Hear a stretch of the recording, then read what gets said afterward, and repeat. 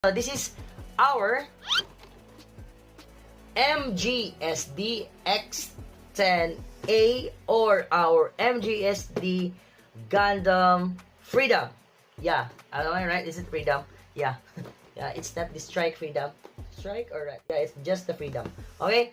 So this is your X10A MGSD, and we know that it was released on Bandai. Yeah, the Bandai was the first one, which has this kind of kit also, an MGSD, an SD in size, but the articulation, the frame, it has a full inner frame, but it is an SD size or a super deformed, and even the form is, yeah, it's super deformed. Okay, so you can see here on the box, that's the Freedom, and then on the side you can see here some, yeah, it's just a line or an outline presentation of our kit right there, and also same